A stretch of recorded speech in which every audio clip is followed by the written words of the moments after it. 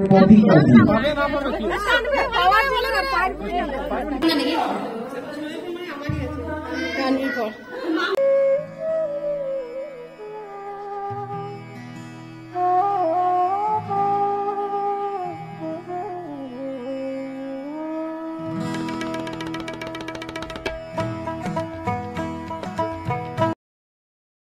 Husband চলে এসেছে নামাজ পড়ে, আর আমি এখন ওকে দিচ্ছিলাম সিমুইয়ের ডেজার্টটা ফ্রিজ থেকে বার করে। এটা ছিল আমার বাবুর ফার্স্ট ঈদ, আমাদেরও বাবুর সাথে ফার্স্ট ঈদ। হ্যালো ফ্রেন্ডস, আসসালামু আলাইকুম। আমি তানভি ব্লগসে তোমাদের সবাইকে ওয়েলকাম করছি নতুন আর একটা ভিডিওতে। আজকের ভিডিওটা ঈদ স্পেশাল। ভিডিওটা আমি শুরু করেছি চাঁদ রাত থেকে। তো চাঁদ রাতে আমাদের এখানে লাইটিং হয়, অনেক কিছুই হয়, তো আমরাও একটু ঘুরতে বেরিয়েছিলাম, দেখতে বেরিয়েছিলাম। অন্য দিন তো বেরোনো হয় না, কারণ আমি একা, আর যারা তো থাকে না এখানে সব বাইরে থাকে, তো সবাই এসেছিল, তো সবাই মিলে ঘুরতে বেরিয়েছিলাম, লাইট দেখতে বেরিয়েছিলাম। এখন বাড়িতে এসেছি, বাড়িতে এসে মানে কিছু কাজ ভাবলাম এগিয়ে রেখে দিই, কারণ বাবুকে নিয়ে সকাল সকাল তো অত কাজ করা যাবে না, তার জন্য ওপরের রুমটা একটু ঠিক করে রাখলাম, বেড কভারটা বিছিয়ে রাখলাম। কিছু কাজ যদি এগিয়ে রাখি কালকে সকালে আর কষ্ট হবে না, তো এই ভেবেই আমি কাজগুলো এগিয়ে রেখেছিলাম। দুটো বিছানার বেড কভার বিছিয়ে রেখেছিলাম, রুমগুলো একটু পরিষ্কার করে রেখেছিলাম। আর এখানে বাবু ওর পাপার সঙ্গে আর ওর বড় পাপার সঙ্গে একটু খেলা করছিল। বাবু কিন্তু আমাদের সঙ্গে প্রায় রাত 1টা-1:30 পর্যন্ত জেগেছিল। আমরা রাত 1টা-1:30 পর্যন্ত দুজনেই জেগেছিলাম, কাজগুলো অনেকটা এগিয়ে রেখেছিলাম। এখানে আমার হাজব্যান্ড ফ্রুট কাস্টার্ড করেছে। তো এই টাইমটা এখন বাজে প্রায় 12টা না 12:30 বেশ বাজে। তো সেই সময় আমাদের ফ্রুট কাস্টার্ডটা কমপ্লিট হয়েছে। আর আমি যেটা একটা সেমইয়ের একটা ডেজার্ট করেছিলাম, তো ওটাও আমি ওই 12টা 12:30 দিক করে করেছি। তো এই দিকেও ফ্রুট কাস্টার্ডটা রেডি করে ফ্রিজে ভরে রেখে দিবে, সকালে উঠে ঠান্ডা ঠান্ডা সবাইকে সার্ভ করতে পারবো। আর আমিও সেমইটা রেডি করে রেখে দিয়েছিলাম ফ্রিজের মধ্যে। আর পরের দিন ঈদের দিন বিরিয়ানি করব, তার জন্য আলুগুলো আমি ছিলে রেখে দিয়েছিলাম যাতে সকালে উঠে ঝামেলা করতে না হয়। মাংসটাও রান্না করে রেখে দিয়েছিলাম। তারপর আর ভিডিওটা কন্টিনিউ করা হয়নি। তো শুতে শুতে আমাদের 1:30-2 বেজে গিয়েছিল রাত্রে। আর এটা হচ্ছে পরের দিন সকালে, মানে ঈদের দিন সকালে উঠে আগে কাস্টার্ডটাকে আগে রেডি করে নিলাম। কলাটা আগের দিন রাত্রে দিয়ে রাখিনি, কারণ কলা থেকে অনেকটা পানি কাটতে পারে, ওই জন্য দিয়ে রাখিনি। আর ওপর থেকে কিছু বেদানা ছড়িয়ে দিলাম সুন্দর লাগার জন্য। আমি আগে গোসল করে চলে এসেছি, আর গোসল করে এসে 1 কাপ চা নিয়ে খেতে বসে গেছি। বিয়ের পরে এই ঈদটা ছিল একদম সম্পূর্ণ আমি একা কাটিয়েছি। একা বলতে ফার্স্ট বছর আমার ননদের এসেছিল ঈদ করতে, তারপরে বছর আমি যেহেতু প্রেগনেন্ট ছিলাম, তো আমার মা আব্বু আমার বাড়িতে ঈদ করেছিলেন। আর এই বছর আমি একদমই একা, তাই যতটা কাজ পেরেছিলাম আগের দিন রাতে এগিয়ে রেখে দিয়েছিলাম। আর যেহেতু আমার ছোট বাবু আছে, তো সকালে উঠে মানে যেটা প্লেন সিমাই আর কি সেটা করে নিয়েছিলাম। আগের দিন রাত্রে ফ্রুট কাস্টার্ড, তারপরে সিমাইয়ের ডেজার্টটা এগুলো করে রেখে দিয়েছিলাম। আর এই তো আমার বাবুকে এখন ঘুম থেকে তুলছি। সে অনেক রাত্রে ঘুমিয়েছিল, তাই সকালে আর ঘুম থেকে উঠতে চাইছে না, নাহলে প্রত্যেক দিন হেসে হেসে ঘুম থেকে উঠে। আজকে একটু কাঁদছিল ঘুম থেকে ওঠার সময়। আর ঈদের দিন সকালে একটু মেঘলা মেঘলা ছিল, তো তার জন্য ওকে সকালে গোসলটা করাইনি, ওকে ফ্রেশ করিয়ে পাঞ্জাবি পরিয়ে দিয়েছিলাম। বেলা হলে গোসল করাবো, তার জন্য আগে আমি ড্রেস পরে নিয়েছিলাম, তারপর বাবুকে ড্রেস পরিয়েছিলাম, কারণ বাবুকে রেডি করতে একটু দেরি হবে। আর নামাজ পড়ে ওর পাপা চলে আসবে, তারপরেই ওকে নিয়ে বেরিয়ে যাবে, তার জন্য। ও কেমন দেখো পাঞ্জাবিটা নিয়ে টানছে। নিজের জিনিস হাতছাড়া করলে হবে?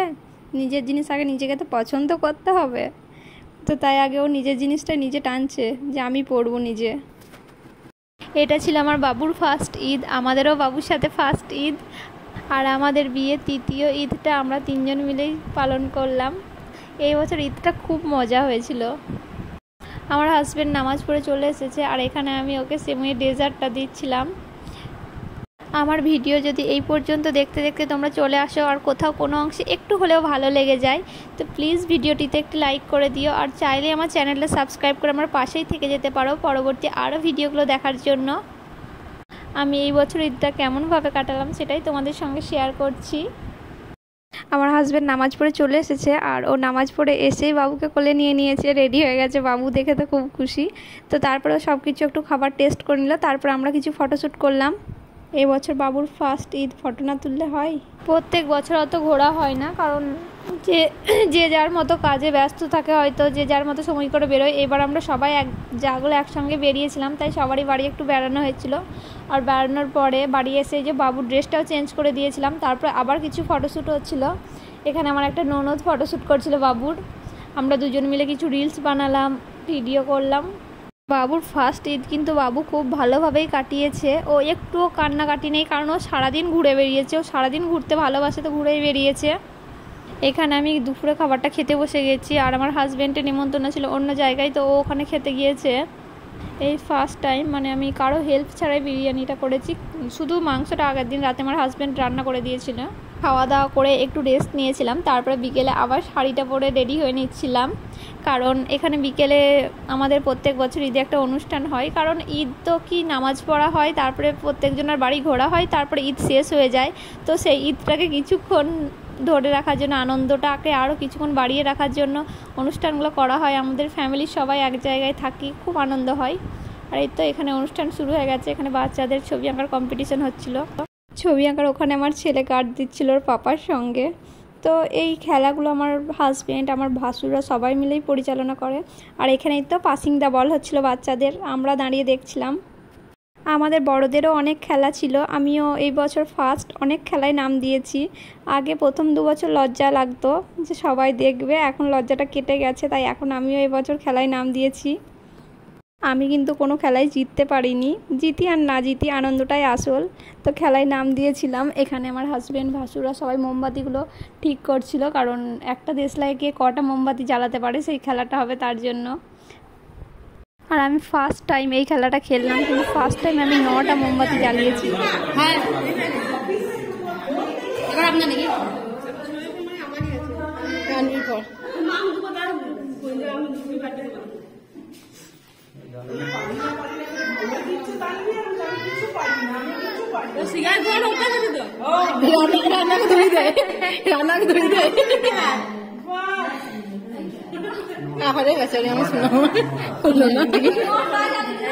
এক মিনিটের মধ্যে কে কটা সুতো গলাতে পারে ছুঁচে, সেই খেলাটা হবে, তার জন্য এখানে সুতোগুলো ঠিক করছিল। এই খেলায় কিন্তু আমি একদমই নেই, তো আমি নামও দিইনি, কারণ ছুঁচে সুতো ঢোকানো খুবই মুশকিল। অনেক লোক হয়েছিল, দেখো কত লোক। আর এই ভিড়ের মধ্যে জানো আমার বাবু সবারই কোলে কোলে ঘুরে বেড়াচ্ছিল। আমি শুধু পেছনে পেছনে ঘুরে বেড়াচ্ছিলাম, ও কার কোলে ঘুরে বেড়াচ্ছে দেখার জন্য। মানে ওকে যে দেখছে সেই কোলে নিয়ে ঘুরে বেড়াচ্ছে, যে দেখছে আর ও বেশ মজাতেই আছে, সবারই কোলে কোলে ঘুরে বেড়াচ্ছে। ঈদের এই 2 দিন অনুষ্ঠান হয়েছে, তো এই 2 দিন ও আমার কাছে ছিলই না, সবারই কোলে কোলে ঘুরে বেড়াচ্ছে, যে দেখছে সেই কোলে নিচ্ছে, তার কোলেই যাচ্ছে, হাসছে, খেলা করছে। এইখানে খেলা হচ্ছিল বাচ্চাদের মিউজিক্যাল চেয়ার, আর এখানে খেলা হচ্ছিল বড়দের মিউজিক্যাল চেয়ার। এটাতে কিন্তু আমি নাম দিয়েছিলাম। আমি 2-3টে রাউন্ড হওয়ার পরেই কিন্তু আউট হয়ে গেছি। মৌসুমীজির উপরে খুব বিশ্বাস আমাদের বাপিদার। Ready music. আর এই তো আমার এই জাটা হয়েছিল সেকেন্ড, মনে হয় সেকেন্ড, আর একটা ননদ হয়েছিল ফার্স্ট। আর এখানে হচ্ছে হাঁড়িটা ছিল না, ছিল হাঁড়ি ভাঙতে খুবই মজা লাগে। আমার ছোট থেকে অনেক ইচ্ছা ছিল যে এই খেলাটা খেলবো, কিন্তু সুযোগ হয়ে ওঠেনি কখনো। কিন্তু এখন সুযোগ পেয়েছি, তাই খেলছিলাম, কিন্তু আমি ভাঙতে পারিনি। আমি এগিয়ে যাওয়ার সাথে সাথে আমার জাগুলো সব বলে দিচ্ছিল ডান দিক বাঁ দিক এটা ওটা, কিন্তু আমার ভাসুরগুলো আমার কানের কাছে এসে এমনভাবে চেঁচাচ্ছিল যে আমি কনফিউজড হয়ে গিয়েছিলাম যে কোন দিকে যাব। আর শেষে দেখবে আমি লাঠিটা নিয়ে পড়ে আমার হাজব্যান্ডের কাছে এগিয়ে গিয়েছিলাম, আর একটু হলে ওকে পিটিয়েই দিতাম মনে হয়। আমি কিন্তু এটা পুরোটা না দেখেই গিয়েছিলাম, আমি একটু দেখতেও পাইনি, এমনকি আমার নাকটাও বেঁধে দিয়েছিল, নিঃশ্বাসও নিতে পারছিলাম না।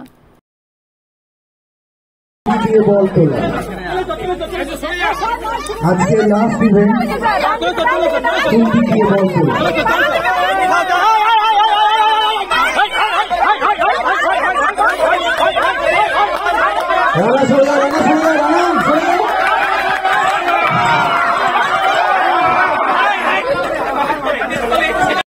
এই খেলাটা ছিল যে এই বলগুলো খুন্তির মাধ্যমে তুলে অন্য আর একটা বালতিতে রাখতে হবে।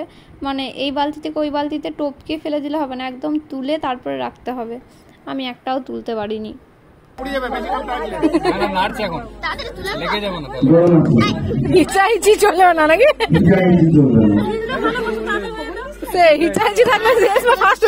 আজকের ভিডিওটা এখানেই শেষ করলাম। ভালো লাগলে ভিডিওটাতে একটা লাইক করে দিও, আর চাইলে ভিডিওটা তোমাদের সবাই কাছে শেয়ার করতে পারো। টাটা।